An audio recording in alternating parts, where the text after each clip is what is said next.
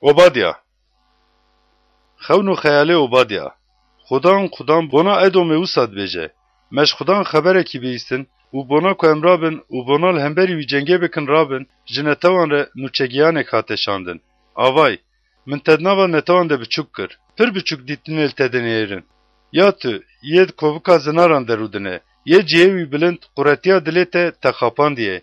Ya ku dilê te de dibêje, kî edê min daxe erdê? Ger tu mîna qirtelê bilind bibe û hêlîna xwedayîne nava stêrkan jî, ez ê te ji wir daxînim. Xudan dibêje. Ger diz û rêbirên şevê bihatana te, tu çawa helaq bû? Ma hew dê têra xwe raneştina? Ger rezxerakir bihatina cem te, dêl pê xwe çend goşî neştina? Çawa her tiştên esavê vedan? Çawa xezîneyên wê yên veşartî derxistin qadê? Yên veşartî derxistin qadê? Heçî zilamên ku peymanê bi terê çêkiribûn çawa te giyandin sînorê? Zilamên bi terê biaştîne te xapandin û meğlûb kirin. Zilamên ku nanê te dixwin davkê davêjin bin te. Di wî de sehîkerî nîne. Xudan dibêje ku mazê wê rojê zilamên bi zanyarî ji Edomê û sehîkeriyê ji çiyayê Esav tune nekim. Bona ku herkes bi kuştinê ji çiyayê Esav bêjê kirin û avêtin, ya teman, dê çavê egîdên te bitirsin. Ji ber zordestiya ku ji birayê te aqub re kirine, dê şermezarî te bigire û tê bêdawîbûnê bêjê kirin û avêtin.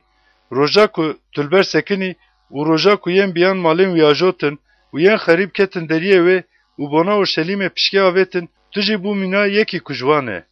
Lê belê li roja birayê xwe, li roja bextereşiya birayê xwe nenêre û roja asîvên wî de li ser lawên cihûda kêfxweş nebe û di roja tengasiyê de gotna mezin nebêje. Di roja asîva wan de ji deriyê qewma min ve derbas nebe û him jî tu di roja asîva wan de li derdê wan nenêre û di roja asîvên wan de destên xwe dirêjî malên wan neke. Bona jêkirin û avêtina revokên wê jî li ber rê nesekine û di roja tengasiya wê de yên ji wê mane nede dest. Ji ber ku bona hemûya gelan roja Xudan nêzik e. Ger te çawa kiribe, dêl te wisa bêkirin.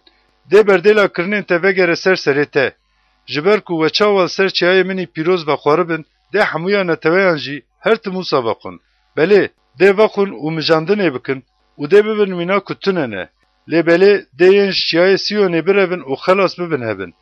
û dê ew pîroz bibin û dê mala Aqub bikin milkên xwe û dê mala Aqub bibe agirek û mala Yusuf pêtek û mala Esav jî bibe firêze.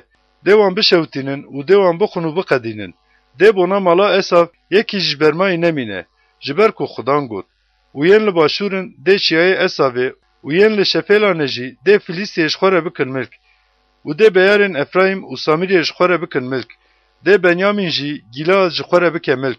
û ev sürgûnên di nav Kenaniyan de ne, ji yê artêşa lawên İsraîlê ne, dê heta Tîsarefetayê ji xwe re bikin milk.